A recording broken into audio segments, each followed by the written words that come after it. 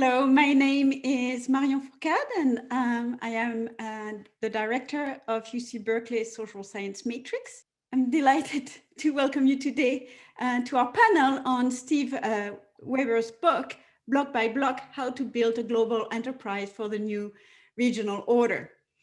Today's event, which is co-sponsored by the Center for Long-Term Cybersecurity, is part of our Author Meets Critics series, which features critically engaged discussions about recent books by faculty in UC Berkeley's Social Science Division.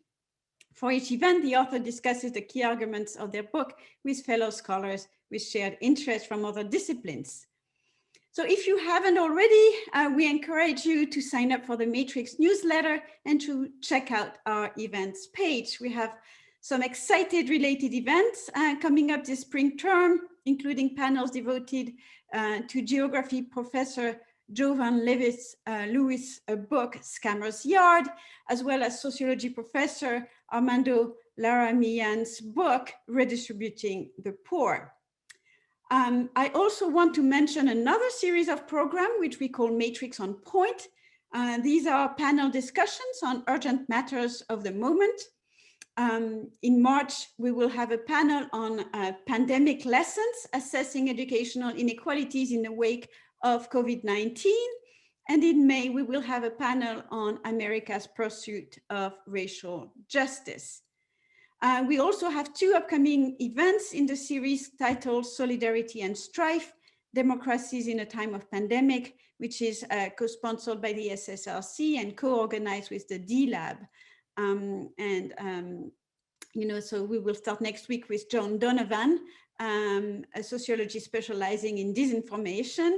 And then in March, we are excited to have Evgeny Morozov, a major researcher and intellectual who has written extensively on the political and social implications of technology. I'd also like to note that our co-sponsor for today's event, the Center for Long-Term Cybersecurity, also presents public events on a regular basis. And so I encourage you to visit their website and subscribe to their newsletter. So we will have brief introductions. I'll introduce our moderator, AnnaLee Saxenian, and then she will in turn introduce our panelists. So the author will open offering a summarizing commentary about the central argument of his book for about 15 minutes. And then our critics will follow for about 10 to 15 minutes each. And then Steve will have an opportunity to offer a response. And then we will all, go to the questions asked by the audience. So without further ado, let me introduce the moderator of today's Author Meets Critics. So AnnaLee Saxenian, if we can see you, yes, thank you. Anna is a professor at the UC Berkeley School of Information.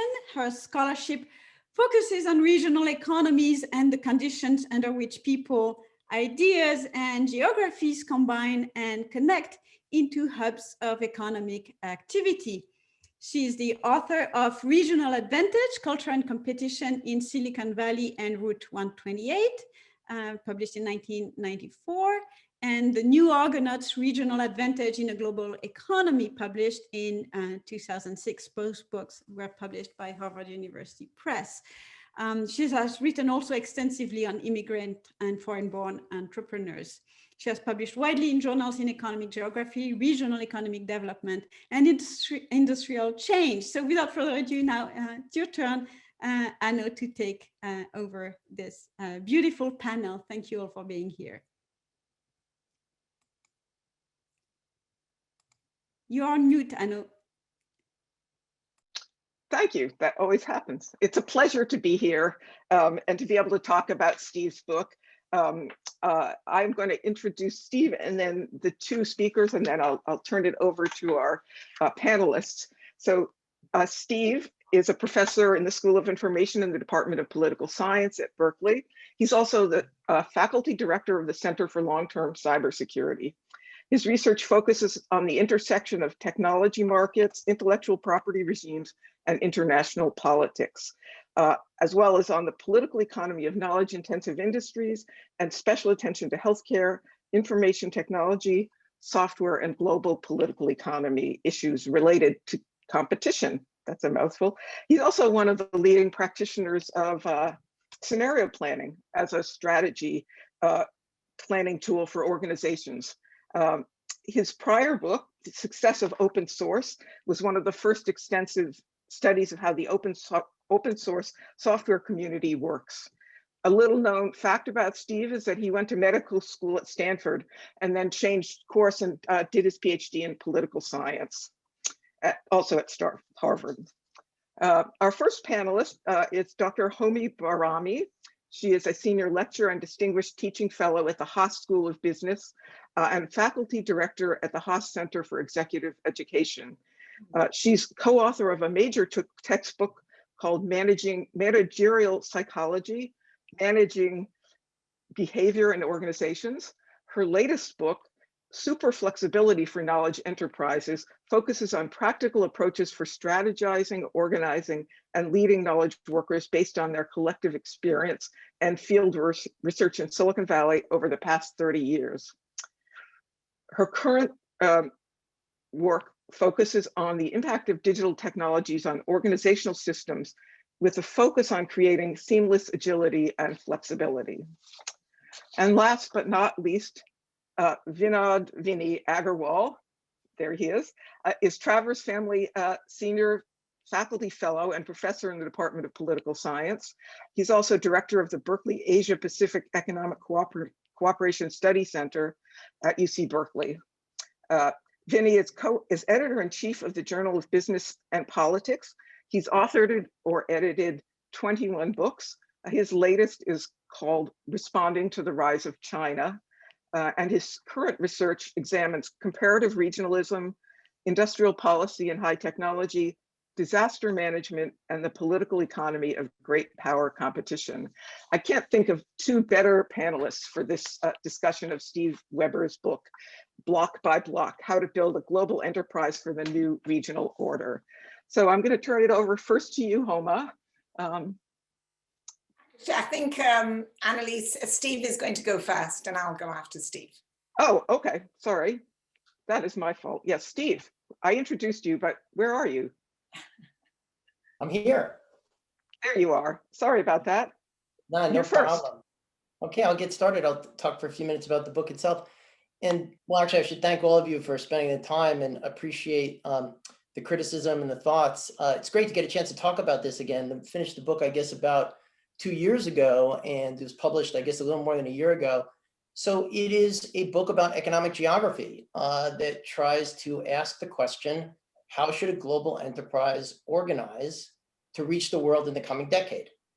And I guess I should start with just a couple definition points. When I say a global enterprise, typically people think of a for-profit enterprise, but I also think the argument applies equally to NGOs or global nonprofits. So for me, this is as much about MSF and Amnesty International as it is about Siemens and Google.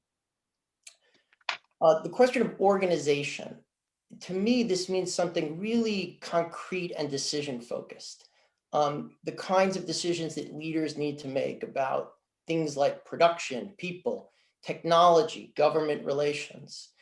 And so the assertion for me is if a leader today asks what I would think of as a deceptively simple question about where to store her firm's data, where to seek legal foundation for its intellectual property, where its employees should live and work, where its robots should live and work, there's really no coherent conceptual framework to guide those decisions right now. And so for me, the book is an attempt to set out that conceptual framework, really sort of try to explain where it comes from in the context of centuries of asking the same question, forecast where it's headed over the next decade, and try to create some sort of concrete advice about how to make those decisions to maximize the upsides of what we can expect in this new economic geography. So why did I write it? The story actually takes me back to Armonk, New York in the late 1990s when I was doing research that led to that earlier book on the success of open source. And in the course of that work, I got connected to a really interesting group of people in the corporate strategy group at IBM. And IBM at the time was making this almost revolutionary transformation for them away from their traditional model of proprietary software and towards open source. First using Apache, later Linux. And I was trying to understand the transformation that they were engaged in around their business model, their culture, most importantly, their external relationship with the open source community, and of course with their competitors and suppliers. People forget this now, but at that point, Microsoft called open source a cancer on the intellectual property system. And that is a direct quote from Steve Ballmer. Luckily, I was on the other side of that debate. I bonded with the folks in Armonk, and I helped them in an advisory capacity, and things got really interesting in the 2000s after we got through Y2K. I know that sounds like a million years ago, and it was, but it also feels very, very contemporary. So in 2003, we were asked by the CEO, Sam Palmisano, to figure out how IBM should reorganize itself to take advantage of what was then being called globalization. People probably remember that phrase. Feels like it's a long time ago as well. Sam felt that the IT sector was actually being really timid about that process, and he wanted a far-reaching proposal, and he gave us a lot of latitude to make the most ambitious argument that we could possibly defend. So we spent the next couple of years working that through, and in 2016, we set out the case for what Palmisano then called the globally integrated enterprise, which was an article published in Foreign Affairs in 2006. The article was pretty widely read as a kind of primer on corporate strategy. But I think more importantly at the time, IBM actually took its own advice. The problem for me was by the time we figured it out, it was too late. It was one of those moments where you sort of feel like you've got the argument exactly right, just at the moment at which the story we were telling is coming to an end. And so for me, that was the single most important moment and really the inspiration for the book, that the technical and political landscape that had enabled the globally integrated enterprise was gone. And this is really important. It was coming to an end before the 2008 financial crisis. It was coming to an end before the rise of populism and before Donald Trump and Xi Jinping and so on. I kind of think those visible shocks are more like proximate causes, kind of like the assassination of Archduke Ferdinand was in World War I. And so I wanted to go back and figure out the deeper causes. And then, of course, use that analysis to push forward into the 2020s. And in that context, my working title for the book really, as I was writing it, was Beyond the Globally Integrated Enterprise, which I still think of is really the core. So what is the core argument? The core argument is to explain how successful global organization has been for hundreds of years, really, a strategic response to developments in technology and the state governance. Now, when I say it that way, that's kind of an obvious framework, but both of those vectors are almost constantly in motion, and they vary substantially in their relative importance, and they're interconnected. So I think being able to see the landscape of economic geography in any particular era, assess how close it is to a stable equilibrium, and then figure out the right model for organization is kind of the central problem of organizational strategy. But to get it right is a lot harder than it sounds. So to try to unravel that, the book starts by going backwards a few hundred years, spend some time looking at the overseas trading corporations of the 1600s, the Dutch East India Company, the British East India Company. That was certainly for research for. I'm not going to talk about it here, but I'll simply say for anyone who thinks that Google and Facebook and Apple have too much power today, you have never met the British East India Company, which puts them all to shame in many respects. But anyway, we can put that aside for the moment. If there's one slide that kind of captures the argument of the book that sort of goes up through the 1900s, the 20th century, what we call the transnational corporation, the multinational corporation, the globally integrated enterprise, this is the slide. There's way too many words on it. I'm not going to read it, but I'm going to basically, I want you to see kind of the basic framework of the argument. It's reproduced in the book. I think Vinnie's going to criticize it as well, so you'll get to see it again. Chuck, you can take it down because it's just, it's too complicated to see. I'm going to talk it through in very basic terms. In 2006, we specified 3 critical features that would enable the globally integrated enterprise. And I talk about them in detail in the book, where they came from. More importantly, why I made the mistake of thinking that they would be relatively stable, but I just want to name them here. The first is about ideology, and it was about the decline of economic nationalism and the liberalization of trade rules that followed the end of the Cold War and the widespread of acceptance of what was then called the Washington Consensus Economic Development Theory. There was another, and to me, more interesting and less commonly understood part of that variable, which was the evolution of intellectual property regimes. Again, open source software, openness, and to a lesser extent, the same movement around pharmaceuticals towards a greater degree of openness and experimentation with intellectual property. That was the first piece of the foundation. The second piece of the foundation was the World Wide Web, but it's not the consumer web that most of us think about today. It was actually the much less sexy, but more fundamentally important B2B web, or business to business web, which was almost like a different layer of technology underpinning this massive reduction in transaction costs that opened up supply chains to producers anywhere in the world who could deliver to an increasingly open set of standards and plug in. That was the second foundation. And the third foundation was a set of business practices that were tied to and enabled by that technology, with a great deal of attention to things like backroom operations, human resources, procurement, insurance, lots of pre-competitive business processes that now could be outsourced to the most efficient provider anywhere in the world, and without the need for translation or customization.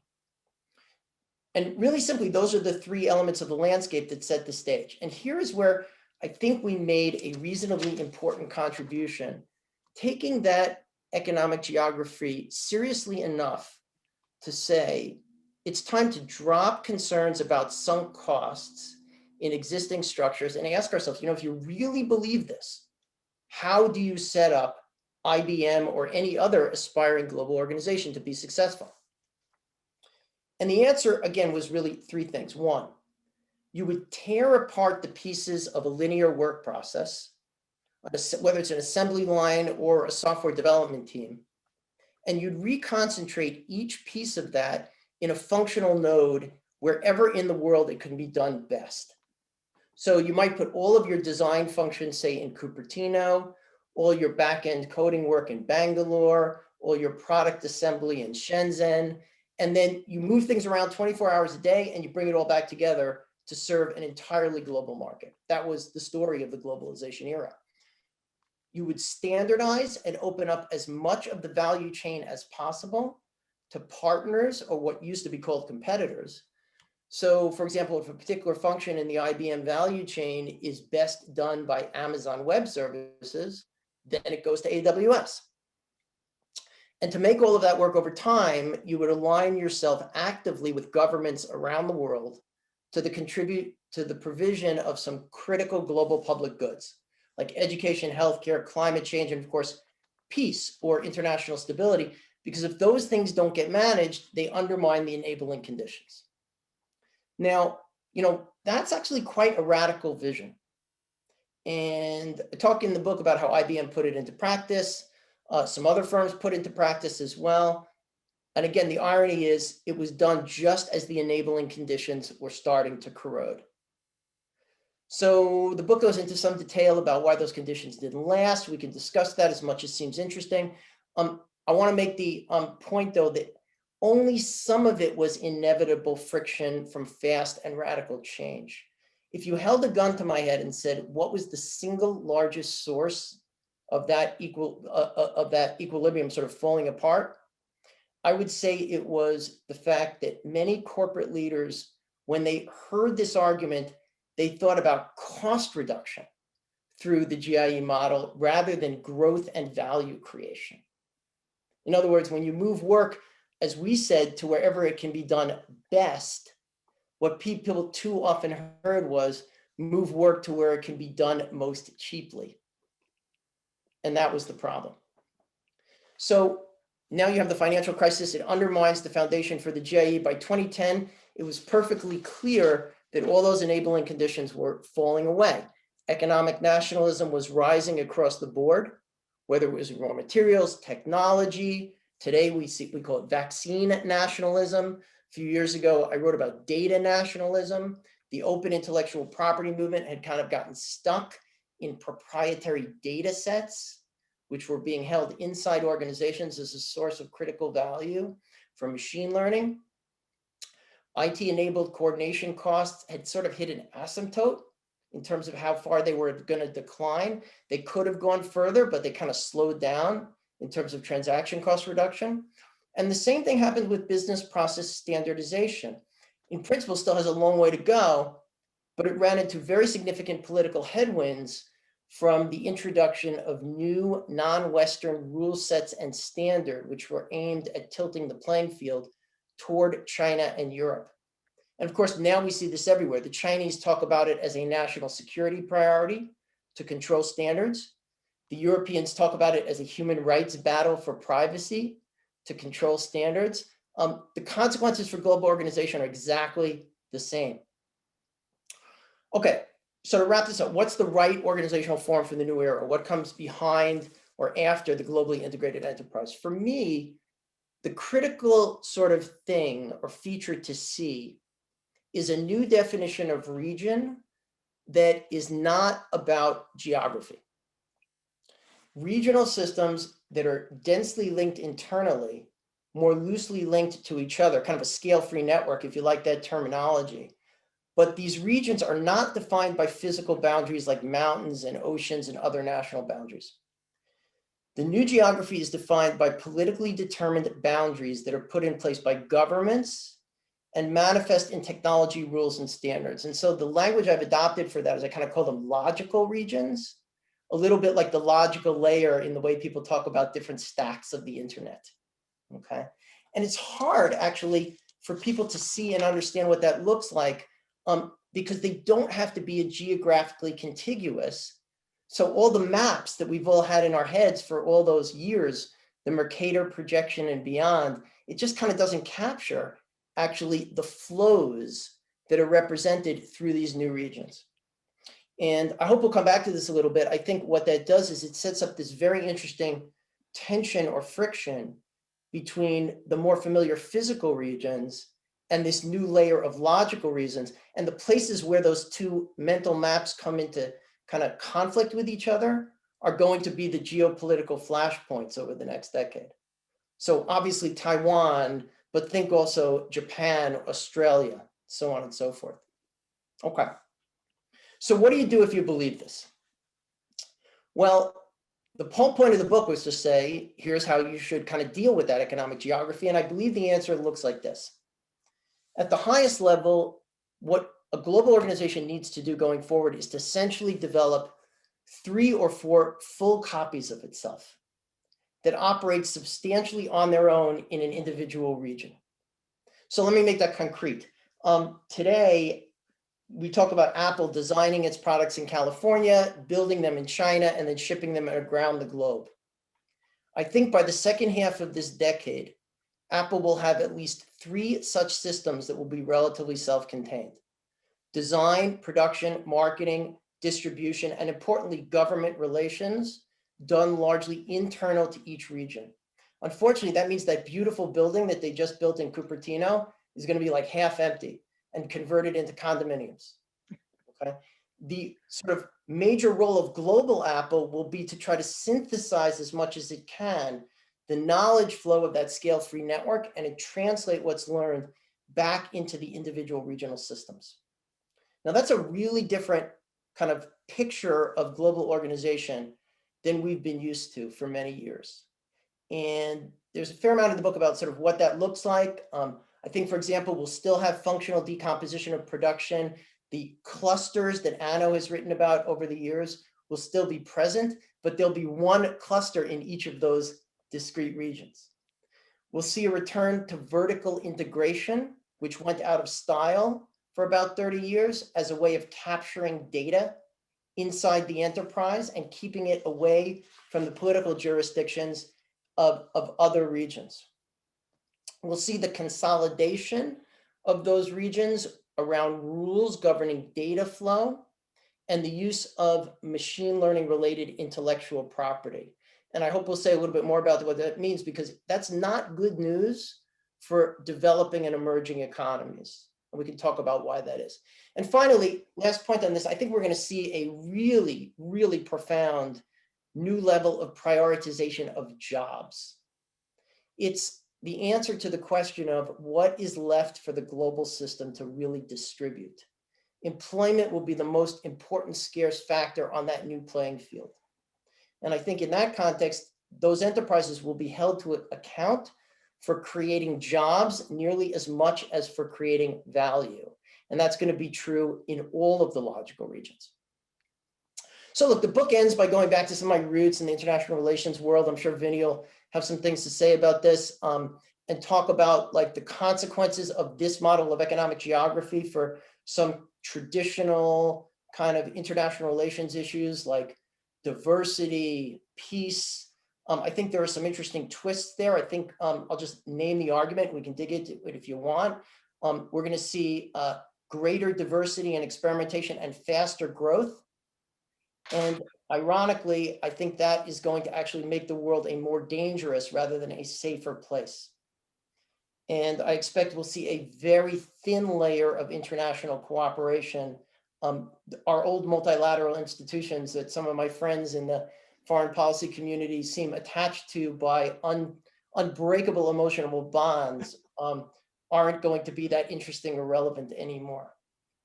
So to finish up, look, some people, if someone asked me like, what's the tagline? What's my rule of thumb advice for global enterprise strategy in this world? So I'll sum it up in 5 commandments. Keep your robots close to home. Keep your data close to your chest. Keep your capital expenditure under tight control, no matter how loose monetary policy gets. Keep your job creation firmly in the spotlight. And finally, keep your fingers crossed for minimum viable global security cooperation between governments, and don't expect to get a whole lot more than that. So let me stop there and turn it over to Homa or Vinnie or whoever wants to make me cry. First of all, I want to say one quick thing, and then I'll turn it over to Homa. I just want to say that you can tell already that this book is full of amazingly interesting ideas and relevant ideas.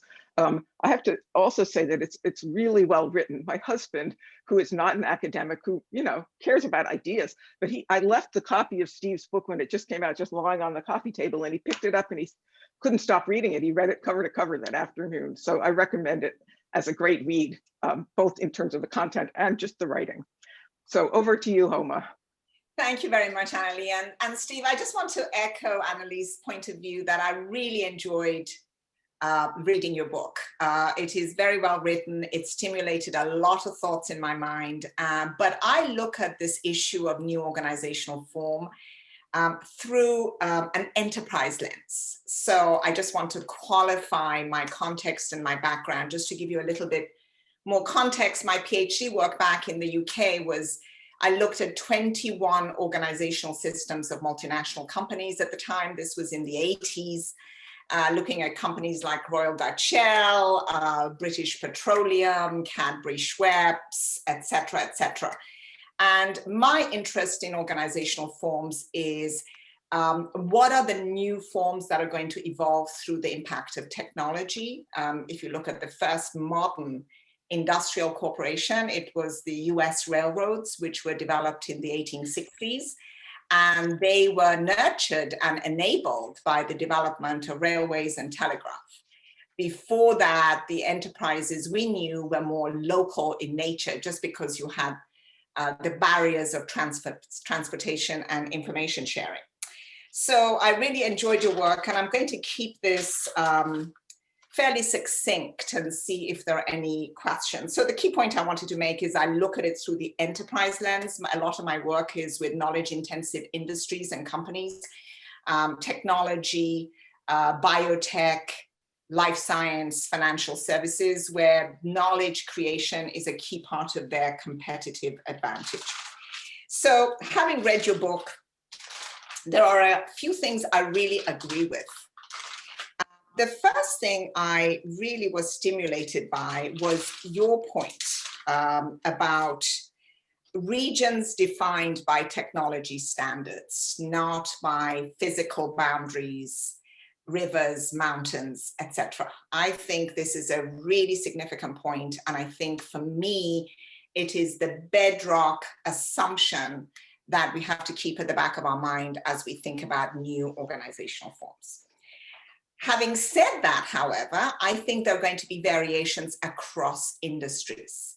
So if you think about financial services, its government control is much, much tighter than if you think about historically technology industries, for example. So I think we really have to apply somewhat of an industry lens. If you look at some of the things that are going on in biotech and life science, those are going to be governed by a different set of government rules and standards. So I think the industry lens will have to be added to your point about regions defined by technology standards. But I absolutely agree with your fundamental premise.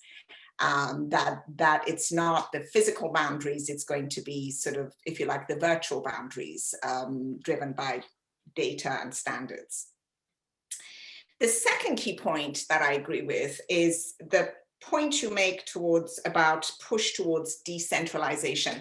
There is a very interesting anecdote you bring up about airports, right? And you compare SFO, San Francisco Airport, where you go through the standard security line and everybody goes through the same thing. Whereas in Singapore, it's very decentralized. And you know, each gate, each cluster of countries you fly into may be governed by a different set of security rules.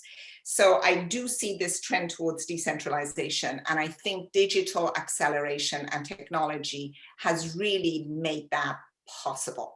Because if you're a frontline person sitting in your little office in, let's say, Singapore, you can have access to the same data in your company that technically your chief executive has access to, right? I mean, this is where the power of technology comes in.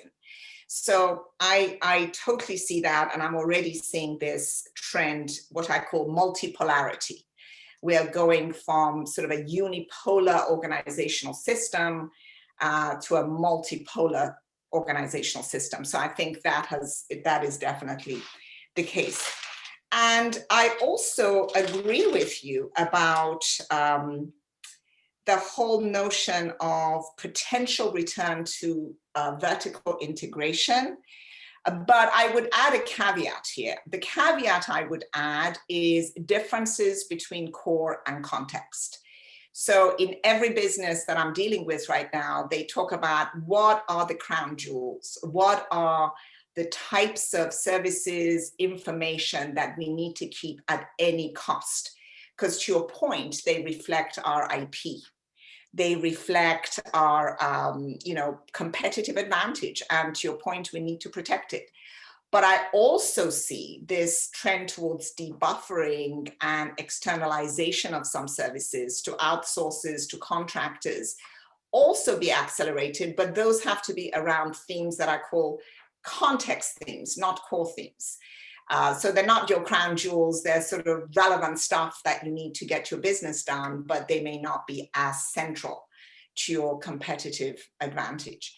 So those are the areas that I think I'm absolutely, my research and my work absolutely echoes your work, but I would say I look at it through a more nuanced lens, as I said, through the lens of different industries, through the lens of what's core, what's context in terms of outsource. But I definitely see that.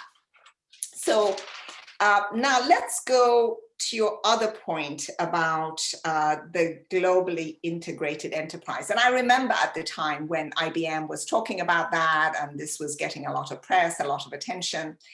So it's interesting, as a student of organizational form, historically in a global context, we've dealt with 4 different types of organizational forms. The first one is the whole notion of what we call ethnocentric enterprise. The idea here is it's very headquartered driven, very centralized. The key decisions are made at the headquarters, at the center, the authority is maintained there.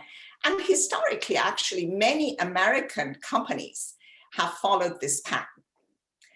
The second one is what we call polycentric, which is exactly the opposite. It's the idea that some people call it multi-domestic. The idea here is that it's kind of fundamentally more of a decentralized organizational structure. So the idea here is, for example, companies historically like Johnson & Johnson, Unilever, have followed this particular polycentric multi-domestic model. The idea here is that we're operating in such different geographies that local leaders need to make the decisions for themselves. So we do need to sort of leave them alone as long as they produce, as long as they deliver the results that we expect. So financial controls are there, but everything else is sort of delegated to the regions. The third one, which was pioneered by the oil companies in the 1960s and 70s, is what we call the sort of regional structure. The idea that you break up your organization into these multiple regions, which still we see today in many companies. You know, you're with Europe or Middle East, or you're with Asia Pacific, et cetera, et cetera. And the reason, of course, oil companies did it is because their core source of resources were located in different places, and they had to deal with different governments, different rules of engagements, different governance system to basically make it work. And then the fourth one, which was something that we started seeing with the tech companies in Silicon Valley, was this notion of what we call geocentric. The idea exactly that you described, which is that let's have centers of excellence around the world. To your point about design in Cupertino, manufacturing in Shanghai. You know, I remember one organization saying, you know, even for our European sales organization, we're going to have government sales headquartered in Italy. We're going to have sales to financial services headquartered in London, because that's a center of expertise and they can go to multiple locations. So I absolutely see that trend towards geocentric. And I agree with you, actually. I think that was a very, very important trend. So just to wrap up, now let's bring ourselves to what I'm seeing today and where we're going from this point onwards. And this is just, you know, my initial research take as I look at lots of tech and biotech and life sciences companies, and I just have to qualify it. That is my database. That is my field research. So I don't want to claim that this applies to every type of organization under the sun. But I'm seeing the emergence of what I call federated organizations, which are governed by federal state rules of engagement. So if you think about the United States, it's a federation. We have federal rules that every state has to abide by. We all pay federal taxes. The states can't have their own military. The states can't have their own foreign policy, et cetera, et cetera. But there's a lot of stuff that's at the discretion of the state. And I'm beginning to see, at least in the companies I'm dealing with, this is the conversation that is taking place. How federal should we be? How much should we delegate to the states and provide autonomy? And here you're going to have some constraints and some enablers. So for example, stage of growth.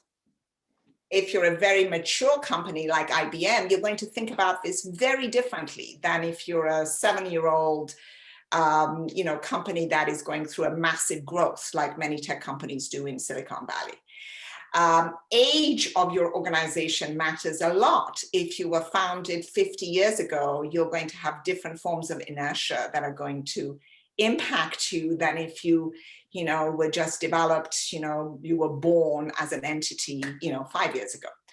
But the one that industry, as we talked about it before, is going to have a big impact. But the one that I'm also seeing is one that is a little bit more subtle. But when you get very close to these companies and you see their thought process and decision process, is management choices. is the notion that we call strategic choice. There are some leaders I come across that really believe in the power of federal.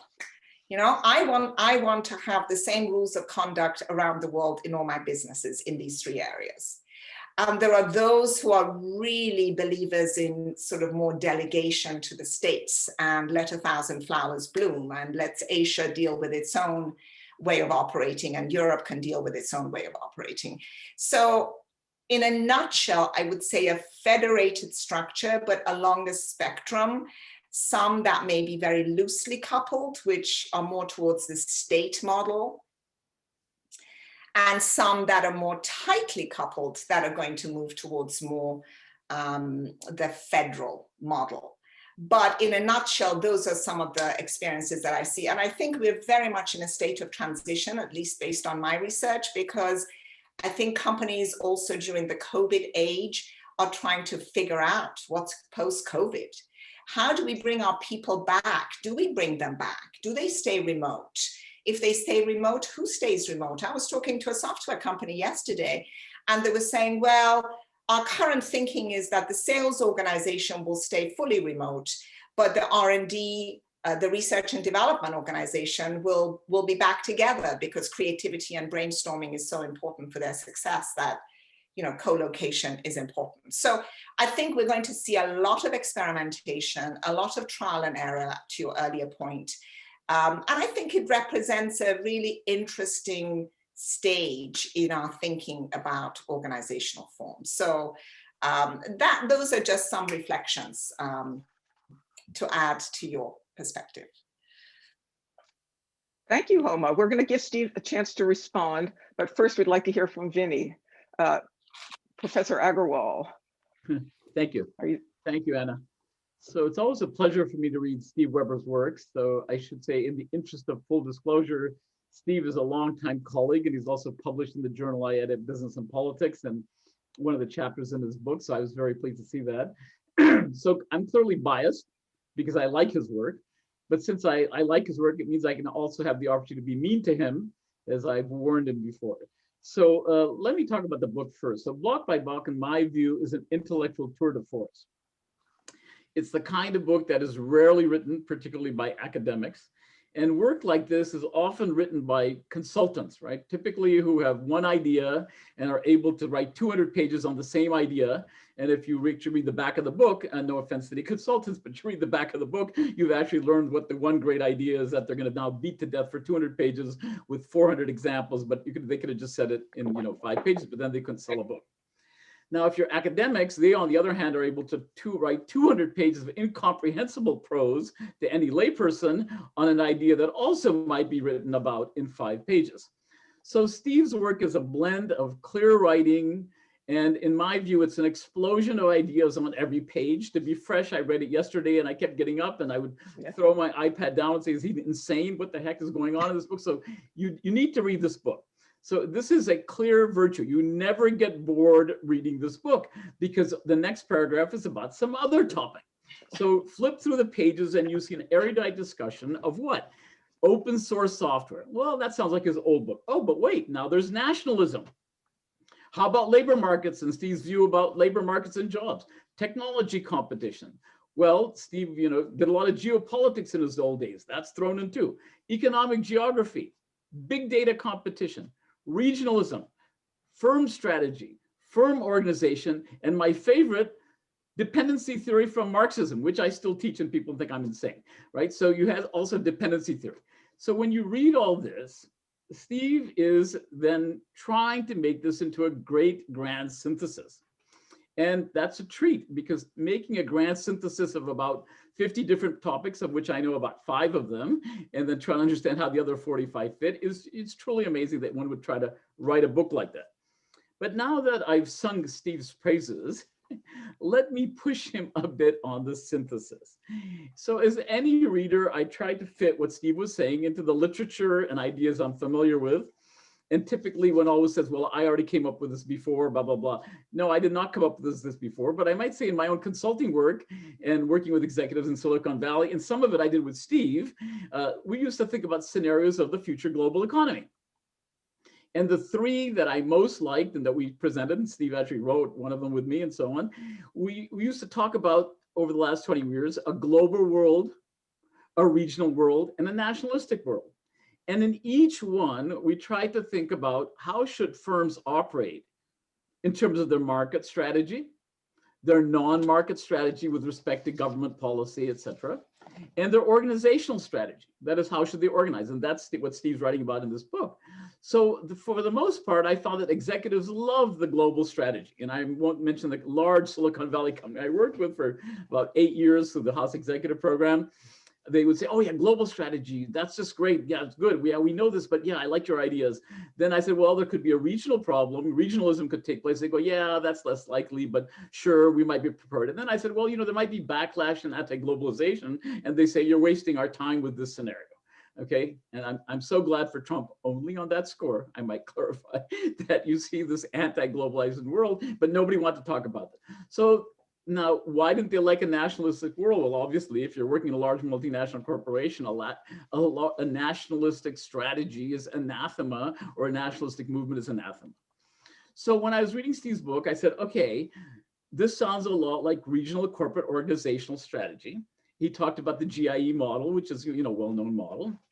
But then I also thought of the work of Rugman and O, which Steve may be familiar with, which says, look, and which I always use in my class, and again, this is not my work, they show, and there might be problems, they show of the global 500 firms, global Fortune 500 firms, something like 9 met the criteria of being truly global enterprises, which is something like more than 20% in your non-home market and less than 40% in your home market. So your home region. And they sort of divided up into what Homa was talking about. You know, you have the North American, South American market, you have the Asian market, and then you kind of have the European, African market, sort of like colonization in some way. But they, you know, they divided up into these three. We can dispute that. And then they said, hey, this is contrary to the view of Friedman and the world is flat. And they said, look, you know, clearly firms tend to sell in their own region, right? So that's what I took away. This work is old, it's not new. So then I read Steve's work and I say, look, obviously Steve's going beyond this, and he does, right? He does. He says it's not physical boundary, it's rules and standards, which is very important. It's not a physical space, but he does say in a nuanced way in the last chapter that we're not saying this is completely divorced from physical space. So this to me is the original contribution of the book and goes well beyond 1984, where we talked about world of competing blocks, vertical integration with each block and the like. But then towards the end, Steve then seems to be bound by his previous work and says, well, we're going to move into a 3-block world, US, China, and the EU. And there's some speculation, not that well developed, but is it going to be India? Is it going to be the Middle East? And so now I start getting confused because it's like, are we black to these regional groupings defined by China, defined by the US? But the only difference is that the rules and standards and regulations are set there. So I had hoped for a kind of economic geography that goes beyond the physical space view, because I still see, fine, so the Chinese set standards for all of East Asia and maybe South Asia. The US set standards that are used by Latin America and North America. If that's what Steve means, I'm not that impressed. If he's talking about something else, which I don't think is developed enough for my taste, it sort of comes at the end of the chapter. What does it mean to have non-physical space economic geography? Are we talking about TTIP regulations that are trans-Pacific through some mega FTA with the Europeans? And so I would have been much more excited to read about, oh, the region that Steve is talking about is US-Europe through TTIP, or the China with RCEP, which includes maybe or maybe not India and Australia, and maybe the British who want to join RCEP. That to me would be a non-physical space economic geography, but in some ways, Steve sort of falls into the 3-block world or 4-block world. And of course, Rugman and O had already said that. They said rules and regulations and standards differ across regions in their explanation for why firms tend to sell in their own regions. Now, Homa stole my glory here, but it's not my work, so I don't mind because it's her work and other people. But in terms of corporate organizational strategy, there is a standard approach to multinational organization developed, if I'm not wrong, by Bartlett and Ghoshal. And I'm just going to share my slides here to show you what I'm talking about. Let me just open it here for a moment. Sorry about the... I think they've shown up here. Let's see. As usual, they don't want to come, so let me see. Share, nope. I started screen access. There, oh, it is showing. Okay. I have my iPad on, so I can see what's happening. So in this model, right, which is, as I said, this is not my model, but basically, Bartlett and Ghoshal had this sort of clever idea, which I like to use in my own teaching, which Homa talked about. So when there's low pressures for globalization, think the 1950s, and low pressures for national responsiveness, you have central core competence, there's rules about knowledge, former, oral, and so on. And we talked about that, and it's kind of multinational corporation of the 1960s, the 50s and 60s, going to Peru and, or going to Mexico and making Coca-Cola sweeter is the next one, because then they find, oh, look, we're in these multi-domestic markets. So decentralized autonomous subsidiaries, knowledge is based in each unit, local adaptability, and the multinational corporations sort of went that way. Then, skip the multi-regional for a moment. Then we got to what I think Steve talks about, GIE, which has some elements of GI. One integrated market, standardized project, affiliates implement the parent strategy, knowledge at the center, focus on efficiency, competition, production control, and their rules. This is just a summary of their chart. I mean, I don't work in org theory, so I just like this part. And then what they said was, look, wait a second. If the pressure for national responsiveness is high, then you have to think of the world as many diverse markets, contributions by national units, share knowledge worldwide. And you can't just use a global GIE strategy because you have to be more sensitive. But then I think, and this is where Steve comes in, you might go back down the circle into this multi-regional.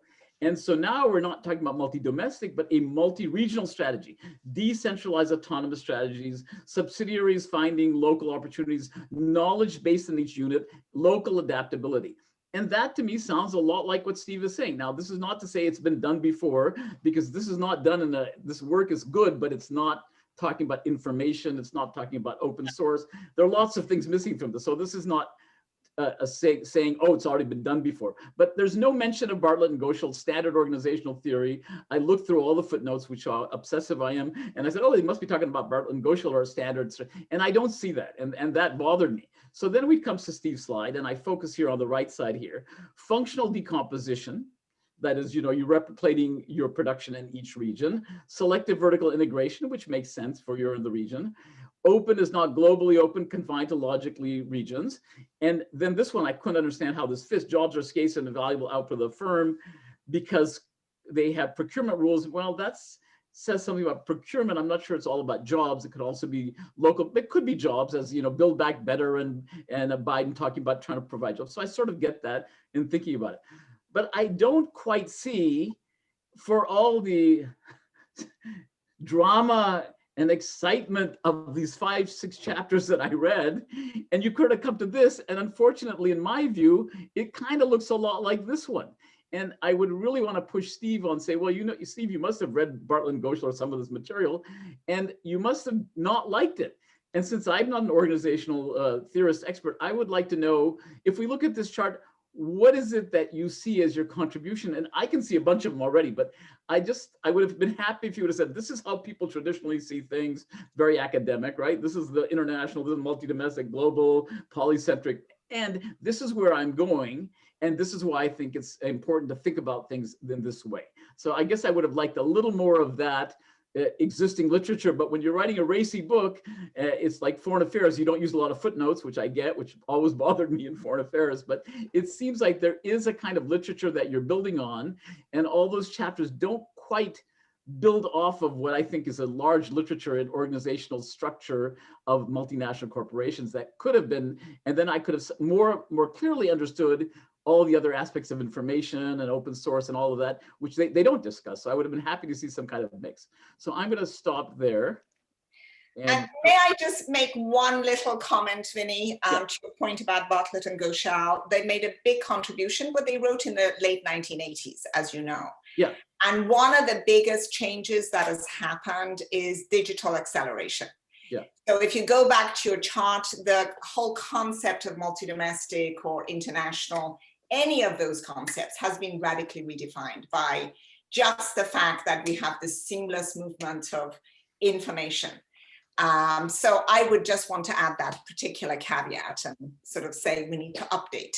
Yeah, that, no, I was not, this is not my work, nor am I claiming it's the latest up to date. No, I just wanted I was just saying that it struck me that they had provided a way of thinking organizational structure, which is tied to two variables, right? Globalization and national responsiveness, and it's useful. But of course, as you pointed out, this is old work. So that's why when Steve says economic geography is conceived differently, technology is important. I agree with all of that stuff. I just don't see it fitting in, or maybe I would have seen a nice little chart which had a fifth type of organization which comes from these factors. So the book wraps up a little too quickly, in my view, after this wonderful tour de force. And I'm following, I'm getting the data stuff. I understand why that's important, but I don't see the big payoff at the end. And that chart at the end, I know it's been published already. I would have thought it would be a little fancier, nicer, more stuff in there as to what is it that distinguishes it from this old work of org theorists in the field. That's a great point.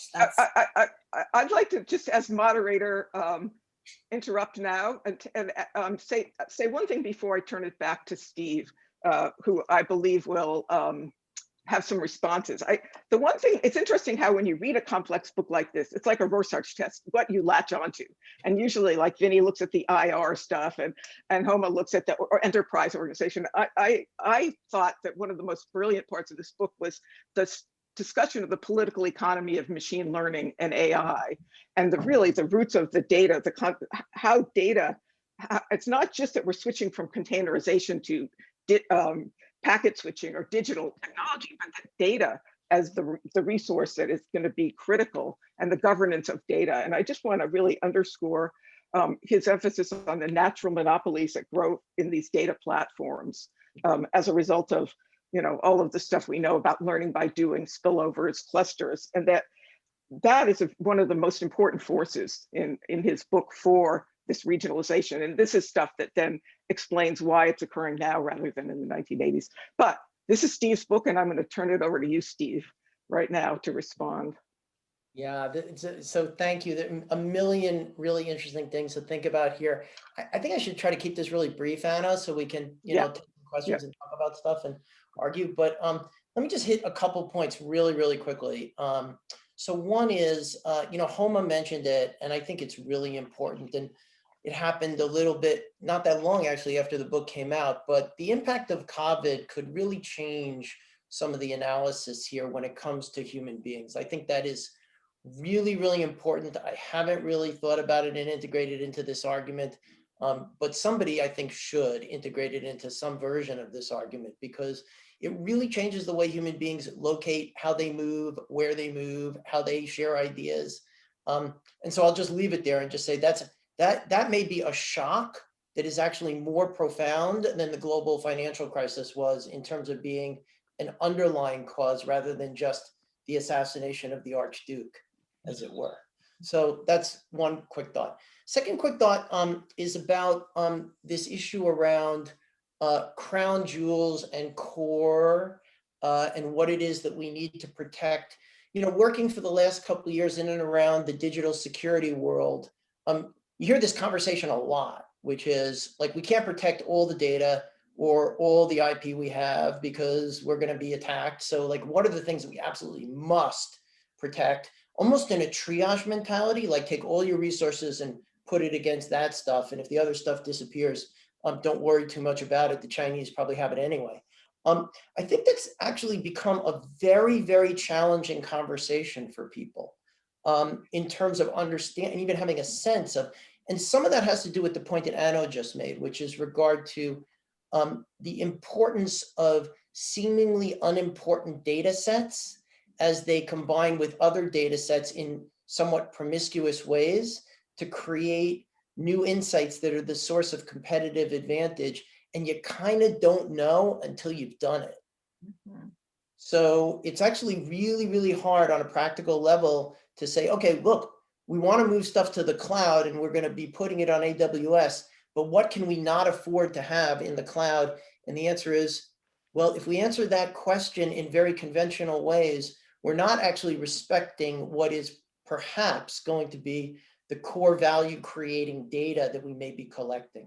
People, and I think actually from a decision standpoint, the response to that uncertainty is really, really going to be maybe the most profound differentiating feature among different firms and maybe even among different industries. Even if I'm just in the life sciences business or even the vaccine business, I'm not sure I know the answer to that question in terms of what those data sets need to be.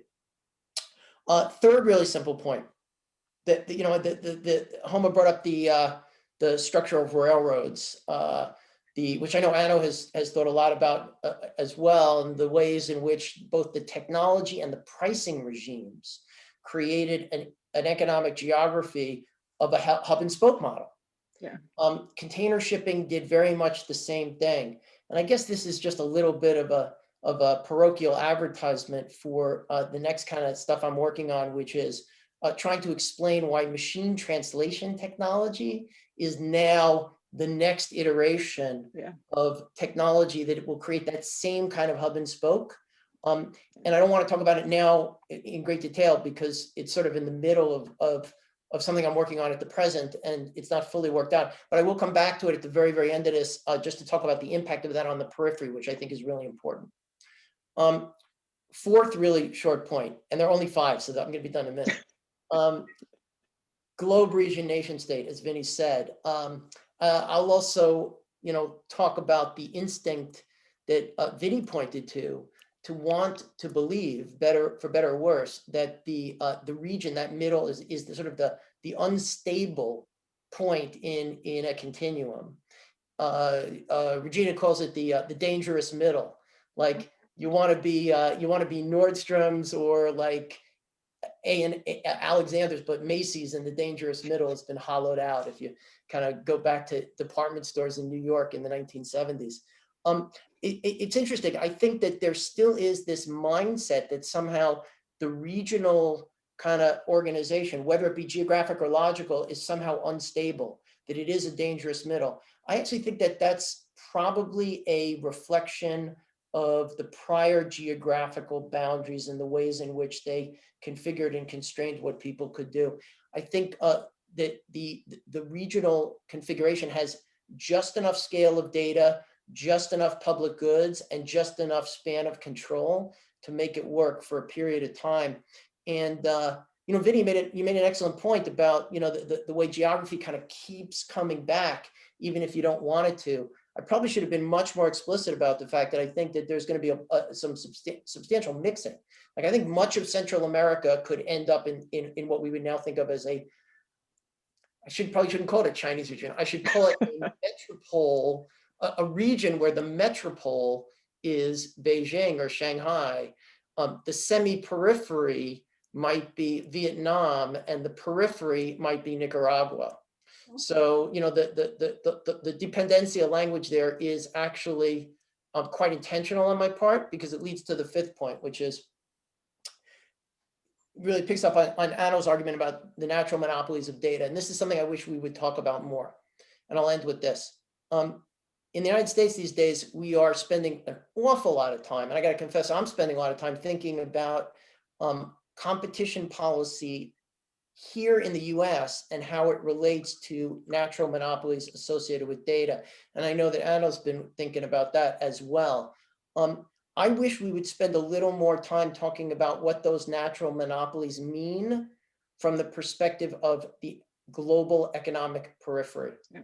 What it means for developing countries that no longer have even the kind of, well, let's call it partial illusion of the industrial value add ladder that says, if I get onto that, the Korea model, the time that Vinnie knows so well, if I get onto that ladder, I can actually move up that ladder over time and begin to approach middle and perhaps even upper middle income status with higher productivity through an industrial development strategy. I think the data monopoly argument, or the natural monopoly arguments associated with data, and the very, very intense kind of positive feedback loop that links better data sets to better data scientists to better data products to more and better data sets is a real challenge to countries that have fallen behind on that development trajectory. And I've had this conversation in parts of the world where people are still obsessing with the industrial development ladder because it's something they know. But when you pose to them the question of how do you get onto the machine learning development ladder, their faces go blank.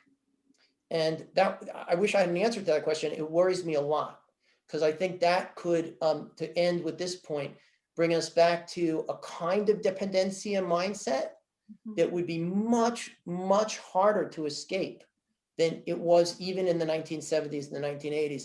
And from a geopolitical perspective, that just scares the daylights out of me. Wow. Okay. Thank you, Steve, for a really effective set of responses. So I'm going to open it up to questions from the audience. I have two already that I think it would be good to throw back to Steve, and then we'll come back to the panelists. If you have questions, please, okay, I've got three now. Please put them in the Q&A and we'll try to get to them. First one here is from Morten Hansen. Your argument implies a fundamental transformation of global companies. There's currently a trend toward global R&D, but that means spreading R&D centers that are then integrated. Your argument will reverse this. Can R&D as input variable remain globally integrated, yet products and services be siloed within technology standards-based regions? I think it's going to be very, very hard to maintain global R&D in that respect, because I think, for some of the things we've just talked about, particularly if, just where my mindset is around data sets, machine learning products and stuff like that, how do you move those raw materials for those global R&D centers across those logical boundaries? The transaction cost of doing that will be high. You'll need some kind of a data passport function or something like. I think it's going to be very, very hard to do that. But I kind of want to flip that to Homa, because that's probably, she probably has more experience thinking about that than I do.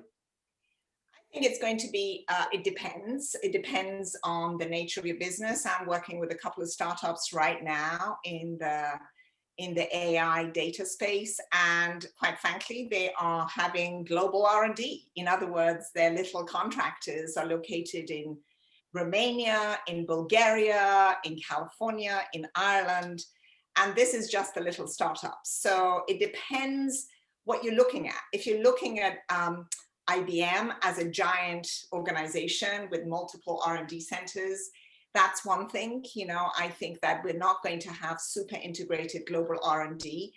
Part of it is because people need face time to be creative. But I do think we're going to have potential centers of expertise in different parts of the world, and then super stitches, groups that are going to be synthesizers, that are going to pull it all together and take A from here and B from there.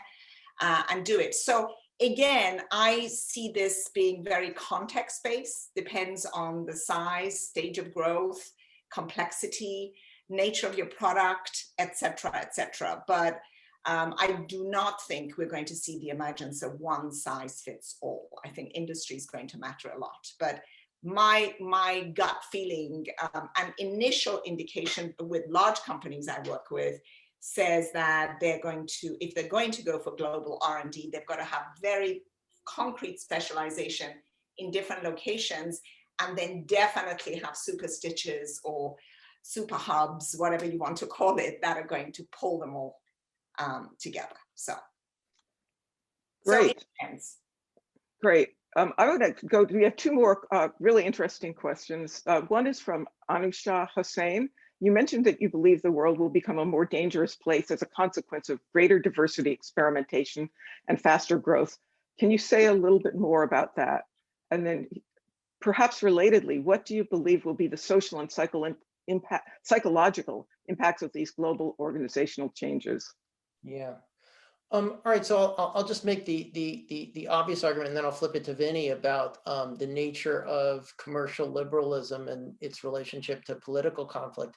I think that it is a very conventional wisdom argument, but conventional wisdom doesn't always mean wrong. I think in this case it probably means right.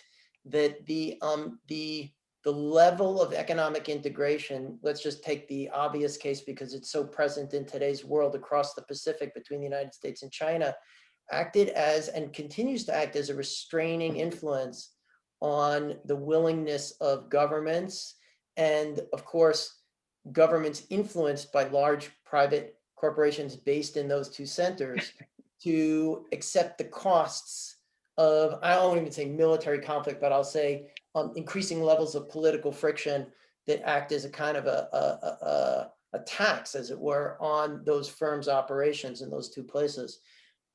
There's been a lot of argument in our world, in the international relations world, about just how strong those commercial liberalism restraining forces actually are. I think, there was a line of argument a couple of years ago that was championed really by one of our former PhD students, Abe Newman, who's now at Georgetown, called Chained, I believe that one of the articles was called Chained to Globalization. And Abe's view, and I think Abe's view remains, that notions of delamination or deglobalization, what's the phrase that's used to describe disentangling the Chinese American supply chains, that these things were imaginary, it was too late, it was impossible, and that commercial liberalism would sort of act as a restraining force. I think that argument, with all due respect to Abe, who I love to death, is absolutely wrong. And I think we're seeing just how wrong it was. Some of that might be, put TikTok in the middle of that conversation, and you'd say, well, okay, it was, kind of in some respects idiosyncratic to Donald Trump. But I don't think that that's the case. And I think we're going to see now, people may have noticed just yesterday, President Biden ordered a 4-month full scope review of that issue that's going to be driven not out of the State Department, not out of the Commerce Department, but out of the Pentagon by another one of our former PhD students, Eli Ratner, who's going to be driving that review. And we know where Eli is on this issue. We are going to be surprised at just how much delamination there will be across the Pacific. And so the argument that that commercial liberal force is going to restrain political tension and conflict, I think is going to, the argument may not be wrong in theory, but in practice, it's going to be much weaker. And in that context, some of the things that we want to argue about are going to rise closer and closer to the surface. But that's, I mean, what do you think, Vinnie? You think about this stuff every single day. I've also written about the two great myths, right? And I'm not the only one. The two great myths were that US-China relations would lead to the rise of democracy in China and peaceful relations. And unfortunately, neither of those seem to be accurate. And it also strikes me, as you were saying, that the Biden administration is not about to suddenly reverse course. We've already seen in his recent talk with President Xi, he's criticizing them on human rights and so on. So maybe a different reason, it may be a different background, but in terms of what the Biden administration is doing, they're protectionist in many respects. They are doing what you said not to do, which is build back better in manufacturing, and manufacturing is the future of America. That remains to be seen. They're against government procurement, where governments buy stuff that is global. They say, no, it all has to be bought in the United States, right? That's global. So we've seen all these protectionist elements already. So I think the hope that somehow globalization will pop back up after the Trump administration, I think is very wrong. And I and others have been saying this for a while, so I can't agree with Abe either. Okay, that's really interesting. I've got another fascinating question from Philip Rogers. He says, with regards to the naming issue, to avoid talking about an economic geography without using regional terms like China or EU, what qualitative characteristics should we be looking at to come up with those, quote, regional names? For example, does it make sense to talk about the data as a human right, or data as national security, or, regions? That is really, really interesting. I must say, what I was thinking about, right, I was struggling, like I didn't want to use those words because of some of the kind of cognitive maps that they create. So I kind of, that's a great idea, and I'd like to play around with that. I mean, part of me thinks there's a GDPR region, there's a CCPA region, there's, who knows what the right way to think about that is. But I do think that it will be, as the question suggests, more closely related to data rules than it will be to anything else. I don't know, right now, of course, we obsess about privacy in that context. I don't know that that's going to continue to be the thing we obsess about, but it may very well be the label that gets put on the things that we obsess about, which is, I think, really is the underlying value that the data can bring to advanced machine learning products. So I don't know. I don't have an answer to the question other than to say it's a great question. Yeah. Any Homa? Really? I think naming is always a very important issue in signaling a new schema, a new way of thinking, a new model for globalization or whatever the topic happens to be. So I think the question is an excellent one. I struggle with that all the time. Yeah. Because on the one hand, we want to be true to what's come before us, the literature, the history, the precedent, the foundational work of our field. But at the same time, as we experience new realities and new trends, I think it's really important to kind of rename them.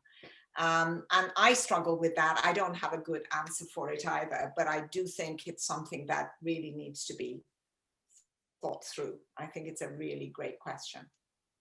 Yeah, the thing I like about that question is that it focuses on the data and the rules around data. Right. Right. I'm going to raise another question since we're running closer to the end. But if you have questions, please put them into the Q&A. Paul Duguid asks, from some perspectives, modern globalization brought with it a rebirth of Taylorism and heavily exploited labor. If that's right, in what ways would your vision of the future affect that?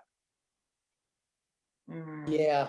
All right, so I'll just make one comment, and it goes back to what Vinnie said earlier about I think I used this phrase in the book, and if I didn't, I should have. The manufacturing fetish. Did I use that phrase? Can't remember. Okay. Don't remember. Well, I should have actually. Don't hold me to these exact numbers. But if I believe manufacturing in the United States now is down to about 11% of GDP and less than that of employment. But when we talk about value chains, when we talk about building back better, when we talk about economic growth, we seem to obsess about factories as the place where all those things happen. And I get it. I've been to Pittsburgh, I've been to Cleveland, I've been to Erie, Pennsylvania, and other such places. And I understand what that means for people emotionally. But on an aggregate basis, I don't get it, because manufacturing, it doesn't, well, to coin a phrase, maybe manufacturing doesn't matter as much as one of our former colleagues in political science believes or believed.